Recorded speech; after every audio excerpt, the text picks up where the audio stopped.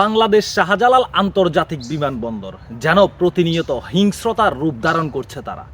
এই তো গত 2-1 দিন আগে একজন প্রবাসীকে বেধড়ক মারধর করে রক্তাক্ত করেছেন তারা। ওই প্রবাসীর অপরাধ কি ছিল? আমরা সিসি ফুটেজে দেখতে পেয়েছিলাম ওই প্রবাসী লাগেজ নিয়ে একটি জায়গায় দাঁড়িয়ে, একজন পোশাকধারী ওই বিমানবন্দরের কর্মী এসে সেই প্রবাসীকে বলতে থাকে যেন এখান থেকে সরে দাঁড়াতে। তখন সেই প্রবাসী কি একটা বলেছে আর একটা, ঠিক তখনই ওই প্রবাসীর উপরে মেজাজ চওড়া করে বসে তারা। 5-6 জন মিলে প্রবাসীকে উত্তম মাধ্যম দিয়েছে, এদিক সেই দিক থেকে যে যেভাবে পেরেছে সেই প্রবাসীকে আঘাত করেছে।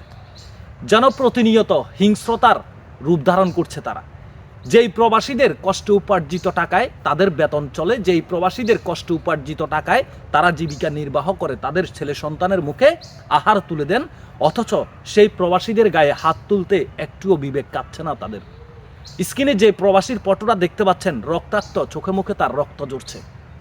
এই প্রবাসী অনেক কষ্ট নিয়ে সেখানে কান্না করে করে বলছেন, আমার কি অপরাধ ছিল, আমি কি অপরাধ করেছি, কেন তারা আমাকে এভাবে চতুর্দিক থেকে মারধর করেছে। ওই প্রবাসীর সাথে প্রবাসীর স্ত্রী নাকি বোন ছিল, তাদের হাহাকার দেখে চোখের পানি চলে আসে। কিন্তু ওই প্রবাসীরও সেখানে কিছু ভুল ছিল।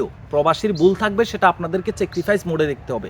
একজন ব্যবসায়ীর কাছে একজন কাস্টমার যখন তার দোকানে যায়, তখন ওই কাস্টমার অনেক কথাই বলতে পারে। সেই ব্যবসায়ী ব্যবসার স্বার্থে কাস্টমারের ওই কটু কথা তাকে হজম করতে হয়। সুন্দর ভাষা দিয়ে, সাবলীল ভাষা দিয়ে সেই কাস্টমারকে ইমপ্রেস করে সেই কাস্টমারের কাছে আবার সে পণ্য বিক্রি করে। সেই কাস্টমারের সাথে তখন ভালো একটি সম্পর্ক হয়। প্রবাসীরা পর্যাপ্ত পরিমাণ প্যাচালিটি না পাওয়ার কারণে তারা অনেক কথা বলতে পারে, সেটা সহ্য করার ধারণ ক্ষমতা আপনাদেরকে থাকতে হবে। কারণ আপনারা প্রবাসীর টাকায় চলেন, আপনার পরিবার প্রবাসীর টাকায় চলে, আপনার স্ত্রী সন্তান রাস্তায় ফুটানি মারায় প্রবাসীর টাকায়। কিন্তু আপনি প্রবাসীর একটা কথা সহ্য করতে পারেন না, তাহলে আপনার বাংলাদেশ এয়ারপোর্টে চাকরি করার কোনো ক্ষমতা বা যোগ্যতা আপনার নেই। আমি অন্তর্বর্তীকালীন সরকারের দৃষ্টি আকর্ষণ করছি, এই প্রবাসীর গায়ে হাত তোলার কারণে তাদেরকে যেন বিচারের আওতায় সুস্থ তদন্তের মাধ্যমে নিয়ে আসা হয়।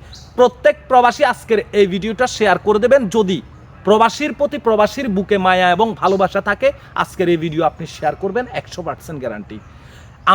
আমি যতটুকু জেনেছি, এই প্রবাসীর বাড়ি নাকি ফেনী জেলার সোনাগাজী থানার 4 নং মতিগঞ্জ ইউনিয়ন, সুজাপুর নাকি সুলাখালী, যদি আমার ভুল না হয়। আমার নিজের ইউনিয়নের এই প্রবাসী ভাই। আমার এই ভিডিওটি যদি প্রবাসী ভাই দেখে থাকেন, আমি ওনাকে উদ্দেশ্য করে বলতে চাই, আমার কমেন্ট বক্সে একটি কমেন্ট করে যাবেন আপনি। আমি সরাসরি আপনার সাথে কথা বলতে চাই এবং যোগাযোগ করতে চাই। যারা যেখান থেকে অবস্থান করছেন, যে মানুষ প্রবাসে আছেন, প্রত্যেকটা মানুষ এই বিষয় নিয়ে কথা বলেন। আপনার নিজ নিজ প্রোফাইল থেকে যদি আপনি পারেন কথা বলেন, না হলে আপনি স্ট্যাটাস দেন, আর না হলে এই ভিডিওটি শেয়ার করুন। প্রতিবাদ গড়ে তুলতে হবে।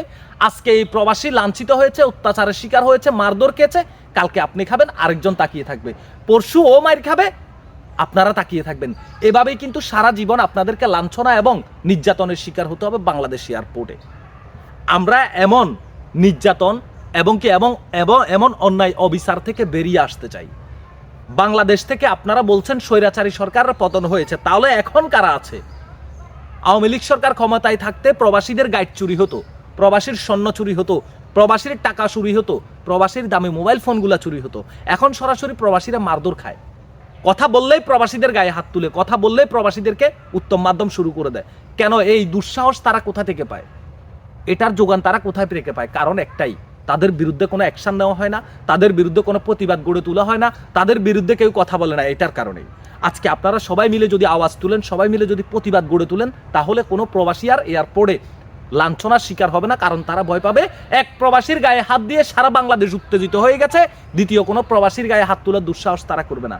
আমরা চাই অবিলম্বে গণমাধ্যম কর্মীদের সামনে এসে ওই এয়ারপোর্টের কর্মকর্তা প্রকাশ্যে প্রত্যেক প্রবাসীর কাছে ক্ষমা চাইতে হবে, আর না হলে তাকে আইনের আওতায় নিয়ে আসতে হবে। আমরা এটাই চাই।